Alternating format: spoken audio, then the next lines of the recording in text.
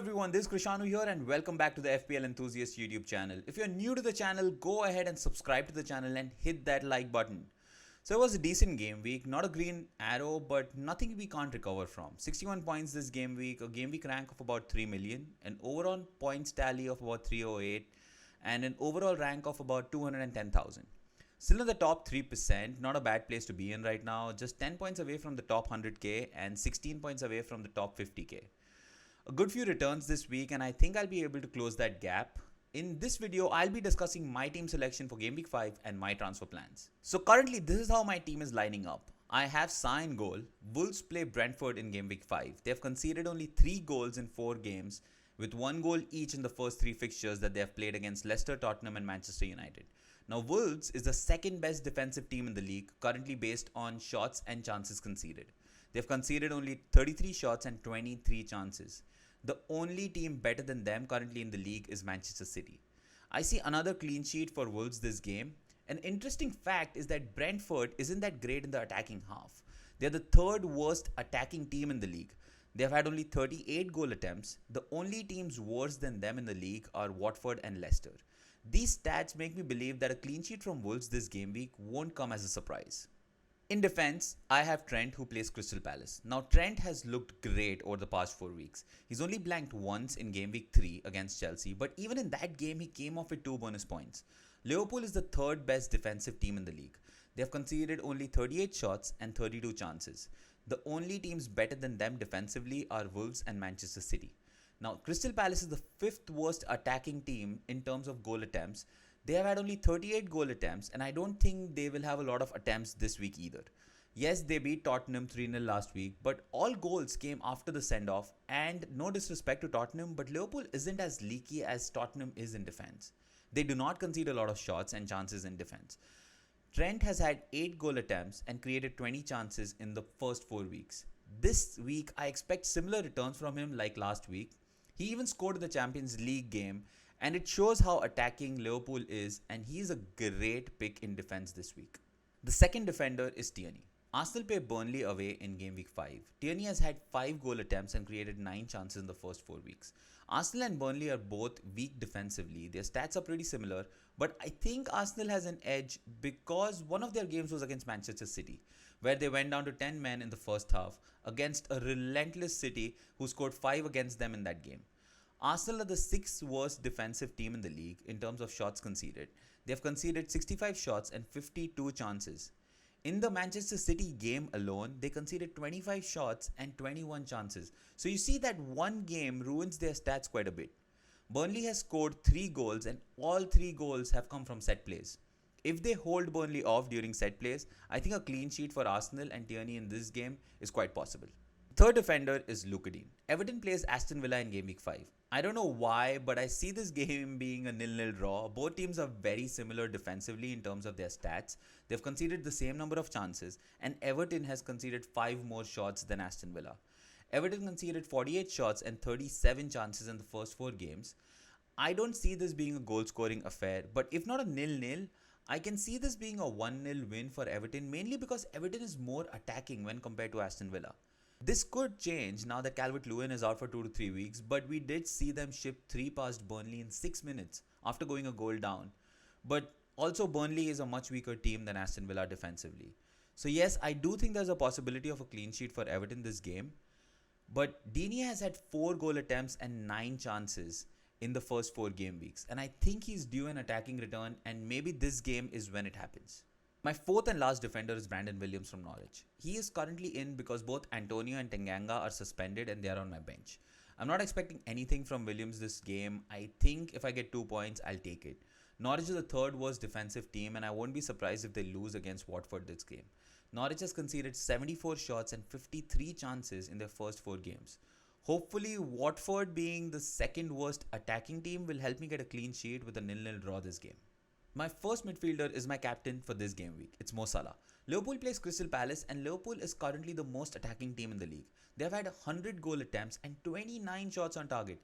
The stats are ridiculous. It just shows how attacking Liverpool is, and Salah's stats are amazing in the first 4 games. He scored 3 goals and assisted twice. In the first 4 games, he's had 14 goal attempts in the box, 6 shots on target, and he's created 12 chances.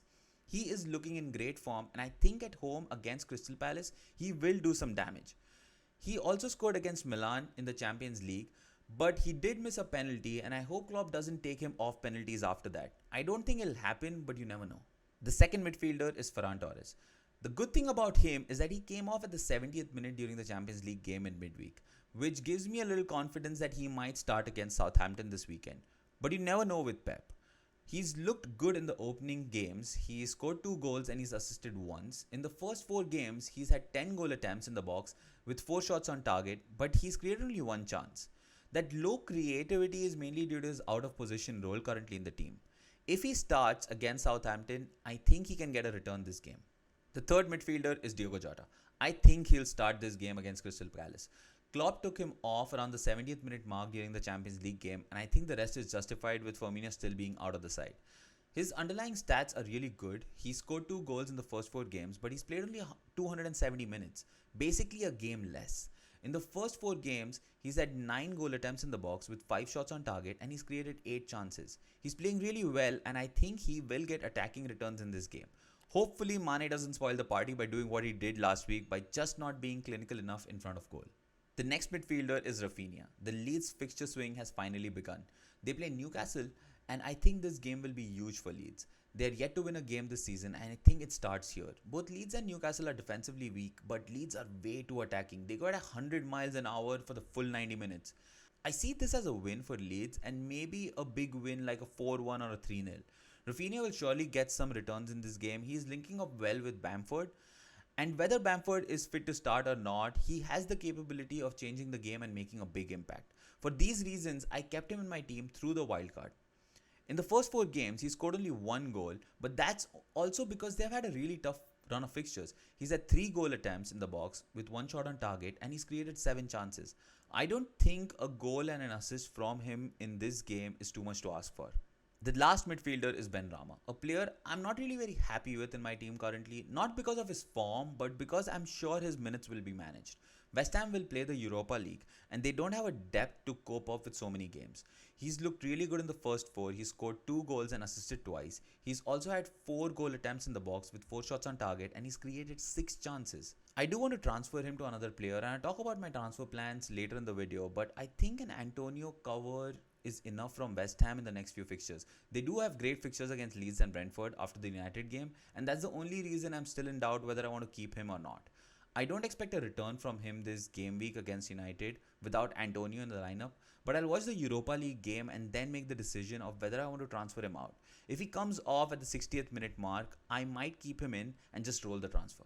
The last player is my lone striker in attack, Ronaldo. His stats are amazing. It's just 1 game, but I somehow think he'll score every time he plays. He scored 2 in the first game and then again in the Champions League. Now he's had 6 chances, 5 goal attempts in the box with 2 shots on target, and he's created 2 chances. I'm sure Ole will start him. He was taken off around the 70th minute mark against Young Boys, and I think these reduced minutes will also be seen in the league. I think if not Salah, he could be a pretty decent captaincy option this week. On my bench, I have all non-starting players this week, and which makes me kind of nervous. I have Steer in goal and then Antonio, Tanganga and Street. Hopefully all my players start and there are no injuries during the training sessions or right before the game. Now for my transfer plans. I'm currently thinking of shipping Benrahma out, and I'm looking into 3 players who could potentially be the best transfer options for me.